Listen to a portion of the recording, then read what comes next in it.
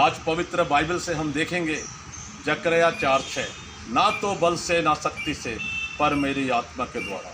संपूर्ण बाइबल में परमेश्वर का आत्मा लोगों के जीवन में कार्य करता है और फिर लोगों के जीवन बदल जाते हैं। बड़ी बड़ी बीमारियां, युद्ध, वो सारे जीत लिए जाते हैं, बीमारियों पर विजय प्राप्त कर ली जाती है जब परमेश्वर का आत्मा काम करता है। जब परमेश्वर का आत्मा ने सिमसोन के जीवन में काम किया तो उसने एक सिंह का मुंह पकड़कर उसको फाड़ दिया। परमेश्वर का आत्मा जब मूसा में समाया तो वो एक लंबी इज़राइलियों की भीड़ का अगुवा बना और उन्हें वो जंगल के रास्ते से ले गया और लाल सागर जो सामने था उसमें रास्ता बन गया। परमेश्वर के आत्मा ने वहाँ पर बड़ा आश्चर्य काम किया।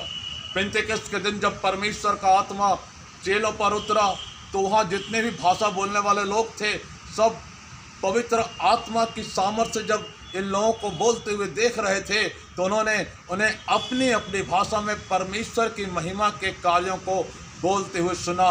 और जब वो एक घर में इकट्ठा थे, प्रार्थना कर रहे थे, तो पवित्र आत्मा उतरा और वो सामर्थ्य से भर गए।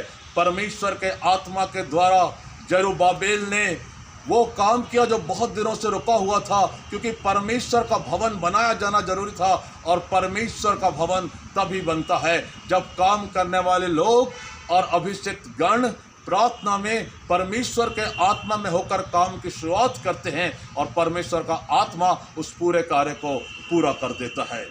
हम परमेश्वर के आत्मा को प्रभु यीशु मसीह के जीवन में बारंबार देखते हैं कि जब वो 40 दिन के उपवास और प्रार्थना के बाद शैतान उनकी परीक्षा करने आया तो वो बाइबल से कोटेशन दे रहा था। प्रभु यीशु मसीह बाइबल से ही उसको रेफरेंस देकर जवाब दे रहे थे, क्योंकि जब परमेश्वर का आत्मा उनके साथ था तो वो सामर्थ्य से भर गए और गलील में गांव में सुसमाचार प्रचार करने लगे।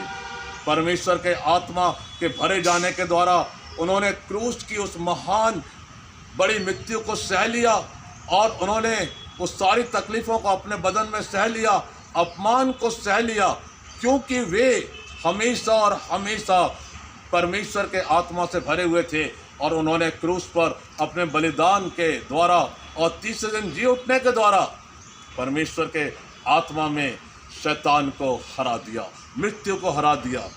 आज कलीसिया को परमेश्वर के आत्मा की सबसे ज़्यादा ज़रूरत है।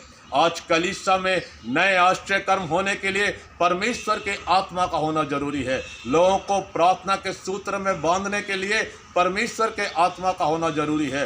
कलीसियाओं में उत्तम प्रचार के लिए पासवानों, अगुओं और बिशपों के जीवन में परमेश्वर के आत्मा का होना जरूरी है।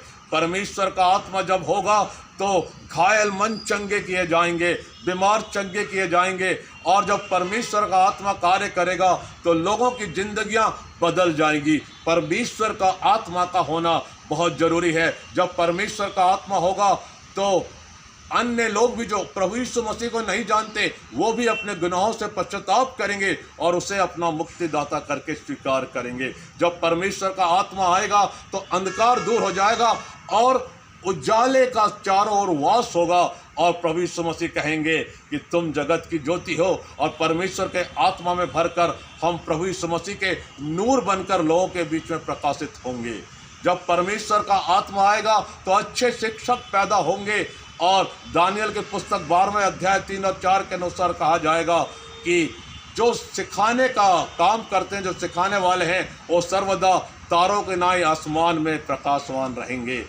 आइए परमेश्वर के आत्मा की प्राप्ति में हम जीवन के काम करें, रोज के जीवन में परमेश्वर के आत्मा में भरकर काम करें ताकि लोगों के जीवन से परेशानियां, बीमारियां दूर हो और हम प्रभु यीशु मसीह की ज्योति को दूसरों तक पहुंचा सकें और पवित्र आत्मा में भरकर, पवित्र आत्मा की सामर्थ्य में भरकर कार्य करें ताकि मैं और आप सदा आशीषित और फलवान जीवन जिएं।